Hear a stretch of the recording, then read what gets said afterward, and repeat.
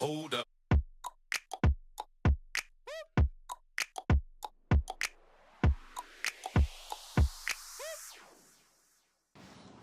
I hope you're having a great day and I hope you're staying safe at home. Today, I want to talk about a missing part in your wellness plan. For the longest time, we think when it comes to weight loss, when it comes to fat loss, when it comes to improving our overall health, whether we're looking at recovering from a disease, we're looking at prevention, we are looking at just aging gracefully. We look at diets, we look at exercise programs, we keep chasing more fad diets and more fad exercise programs, we chase more medication, we chase more supplementation and all of these things. We also know sleep is important and emotional wellness. Today I want to talk about the missing part, which is the quality of your relationships. Now you would think, what does my relationship and the quality of my relationships have to do with my health, with my weight loss, with everything in my life? Well, it has almost everything to do with your health, with your weight, with your physical wellness, your emotional wellness, and everything else. You see, while you look for that perfect diet, you need to look at your external environment, the environment that you're mostly in today.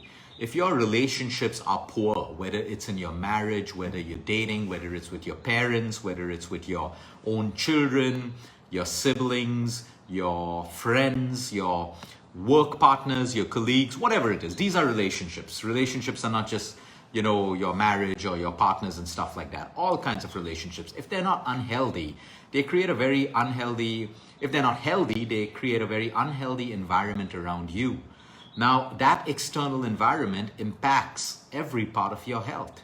So we see when people are insecure, when they suffer from insecurity, when they're holding on to the past, we find that they tend to, store up fat in the abdominal region. There's a science behind it. It's as simple as that. That kind of stress is chronic stress, which causes your estrogen levels to go higher, your testosterone to come down, your progesterone to dip, and that's what leads to estrogen dominance or fat dominance, especially in the middle abdominal area or even your love handles or your side fat.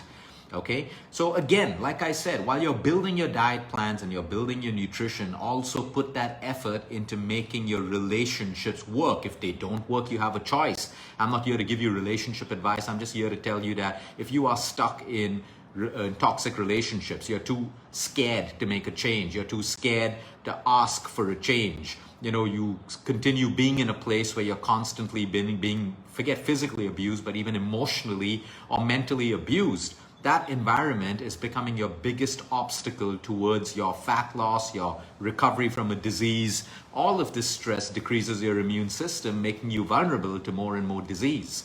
So again, build your diet plans, build your exercise, do all the chanting, the meditation for your emotional wellness, but action. What action are you taking to change your relationships? Now, some people have a genuine issue. They're stuck in relationships because of children or property matters or whatever it is. Well, if you have chosen to be stuck in that relationship, then there's still something you can do. You need to practice acceptance. If you can't get out of something because you've chosen not to, then you need to learn to accept it. And when you truly accept it, it no longer becomes a problem for you because you've accepted it.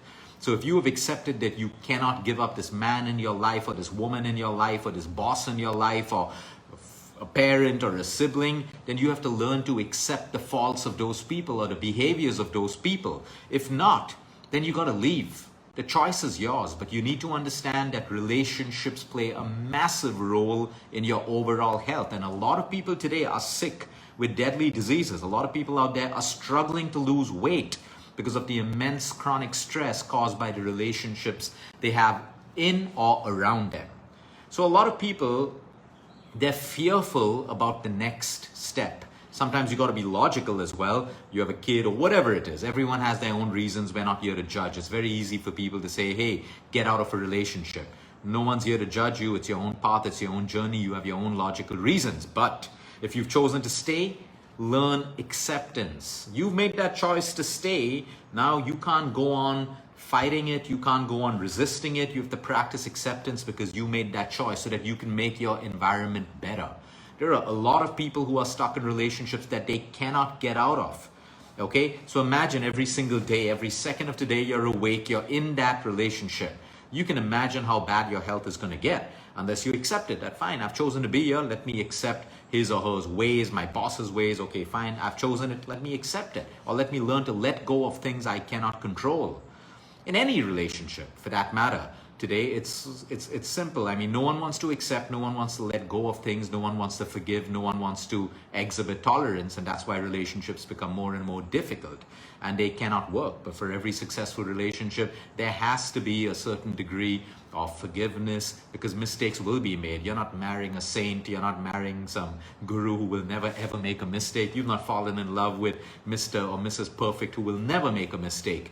So degree of forgiveness should be allowed. Tolerance absolutely required. Acceptance, of course. You can't make a relationship, any kind of relationship, work without some degree of acceptance or letting go. Acceptance doesn't mean you become a doormat. Acceptance doesn't mean you become the loser. Acceptance doesn't mean that you take abuse and all of that stuff. Acceptance just gives you the power to decide what is okay with you to make the greater good work. Or, like I said, you have a choice. Let go of the relationship. So no matter what we do, we can whine, complain, gossip, backstab, bring down people, but it is not changing your life or your health. What you need to do is take action. Acceptance, letting go, or walk out of the relationship that is causing all of your problems. Some relationships you can't walk out of it, like, bad relationships with your parents, all of that, and you have to learn. You have to look at these relationships. Can they be fixed? Are you willing to fix it? If not, what's the next step? Distance, don't let it affect you anymore because you've created your distance. But by just holding on to these things, it's easy for me to say, difficult for you to do, but it's the only way to move forward. Holding on gets you nothing.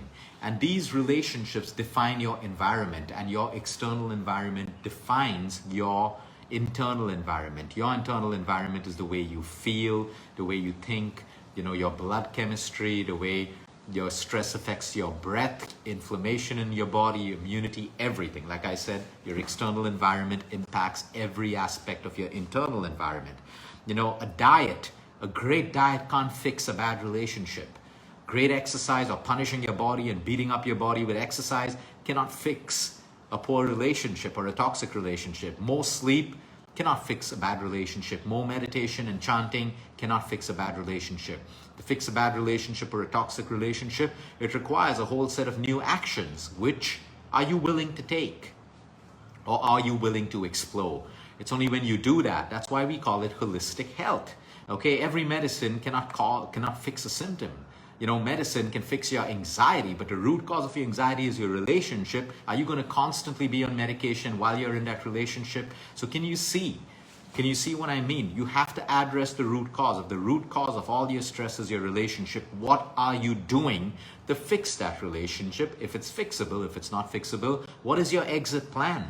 If there's no exit plan, how much can you accept? How much can you let go? You need to be constantly taking action, because even the best depression medication in the world or the best antidepressants in the world can't fix a bad relationship.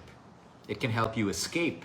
It can help you put down the symptoms, but it's always going to stay with you. So you need to do whatever is right for any symptom. You have a symptom in the body, do the right thing for the symptom. You have a symptom in your relationship that's warning you or not going well for you, address that. But you got to go below the symptom, address the root cause if you want to make a change. So now look at every aspect of your life where you're failing and see how much of it has to do with the relationship you're in. Are you demotivated at work because you have a bad relationship at home? You find yourself drinking at the bar every night because you're trying to escape or delay going home because your relationship is bad over there. You have to address the root causes of these, and then you take that root cause, you make an action plan, and you start trying to progress and evolve in your life. Have a great day, everyone. Until next time, eat smart, move more, sleep right, breathe deep, and remember, you care is all about you.